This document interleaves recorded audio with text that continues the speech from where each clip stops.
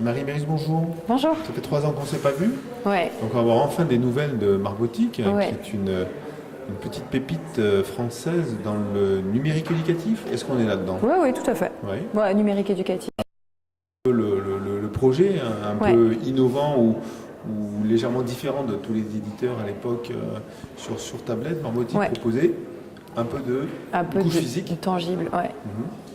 Voilà, donc on propose, on a lancé en 2012 un set de chiffres en bois qui était reconnu par les tablettes tactiles. En 2015, on a lancé les lettres sur Kickstarter, sur cette plateforme de financement participatif, ce qui nous a permis de lancer la production de ces jouets-là. Donc c'est 26 lettres en bois qui sont reconnues par les tablettes tactiles. Et ça permet d'apprendre l'alphabet, de développer la conscience phonologique, de commencer à écrire des mots et puis de guider l'enfant vers l'apprentissage de la lecture. Et on s'adresse vraiment aux enfants de 3 à 6 ans. Donc à la fois dans un cadre, on va dire, familial, parce que c'est surtout les parents qui achètent, mais on s'adresse aussi aux écoles. Voilà. Alors, on sait qu'un éditeur sur ce type de secteur, 3-6 ans, apprentissage de la lecture, les lettres, il y a pléthore d'offres. Ouais. Et en fait, a priori, Marbotique a fait la différence, parce qu'aujourd'hui, vous êtes une entreprise un peu plus grosse qu'au début. Oui, on grandit. Ça, Oui, hein, oui. donc 7 personnes, On est 7, oui. voilà. Et donc présent dans plusieurs pays. Donc, est-ce qu'on peut raconter un petit peu le Ouais, développement? alors en fait, on a commencé effectivement par prendre un angle B2C, c'est-à-dire vraiment à s'adresser plutôt aux parents en se disant que les canaux commerciaux étaient plus ouverts. Donc au début, une commercialisation surtout sur Internet. Et à partir de 2016, on a participé à différents grands salons internationaux, tant dans le monde du jouet, donc les salons de Hong Kong, de Nuremberg et de New York, et aussi dans le monde de l'électronique, donc les salons comme le Las Vegas, comme le CES à Las Vegas, ou comme l'IFA à Berlin qui vient d'avoir lieu en septembre, là, début septembre. Et ça a plus mordu en fait dans le côté électronique. Donc on va être plus facilement référencé par des enseignes comme Boulanger par exemple, que comme des enseignes comme Jouet Club. C'est assez étonnant, mais c'est la réalité du marché actuellement, qui est qu'avec un produit assez hybride, qui comporte une dimension tangible et une dimension digitale, parfois ça déroute un petit peu les réseaux. Parce qu'on est entre le jouet en bois, entre guillemets, et l'appli, et le jeu vidéo, ouais, que vous voulez. Ouais, exactement. C'est vraiment un produit hybride.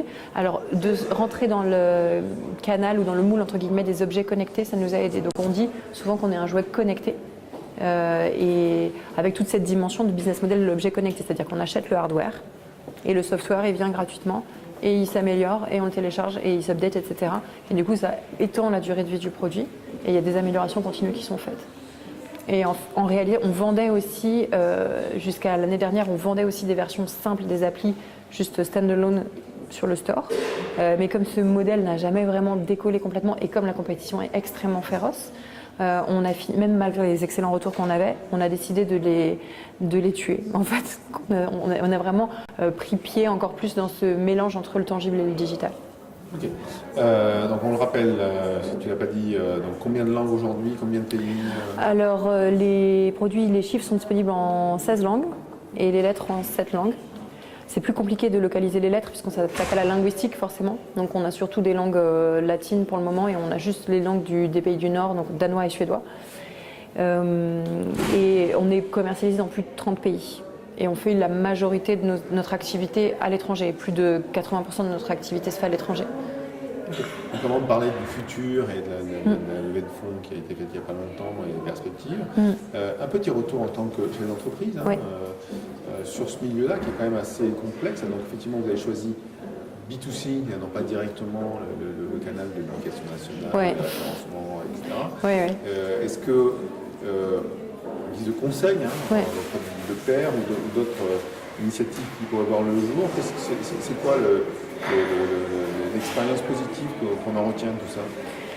Alors, je dirais que c'était plus un choix par défaut que de ne pas aller vers l'éducation nationale. C'est plus que dans mon expérience passée, puisque ça faisait 7 ans que je travaillais dans l'éducation numérique, je voyais à quel point la chaîne de décision était complexe. C'est un espèce de billard à 3 bandes où le décideur n'est pas le payeur, qui n'est pas le prescripteur. Donc, très compliqué de convaincre en fait tout le monde pour réussir à avoir une réimplantation de notre outil en fait en classe. Et nous en plus, double handicap, on s'adresse aux écoles maternelles, qui sont vraiment le parent pauvre de tout ce qui est numérique. Donc voilà. Donc nous, on est parti sur le domaine du grand public plus par facilité. Après, la toute première personne qui a acheté un jouet Marbotique, c'est comme une enseignante C'est Véronique Favre et je suis encore reconnaissante. On continue de la suivre et elle continue de donner des retours, etc. On a quand même une petite communauté d'enseignants qui utilisent nos produits, avec lesquels on échange surtout par Twitter. Et donc on a monté un programme ambassadeur. Nous, c'est vraiment notre objectif de réussir à se développer aussi dans le marché de l'éducation. Même si c'est compliqué de mettre des efforts commerciaux dessus en France par peur de manque de retour sur investissement. Mais ce qui s'est passé par exemple à l'étranger, aux Pays-Bas, on a fait un partenariat avec un grand équipementier scolaire qui a adoré notre solution sur les lettres et qui a dit qu'il voulait une solution un peu spécifique avec les phonèmes aussi néerlandais. On a fait un produit spécifique et nous, notre minimum de commande, c'était 1000 pièces. Donc c'est gros parce qu'il n'y a que 7000 écoles aux Pays-Bas. Donc on s'est dit ça fait quand même un taux de pénétration élevé. On a fait le produit et en fait ils ont tout vendu en 3 mois.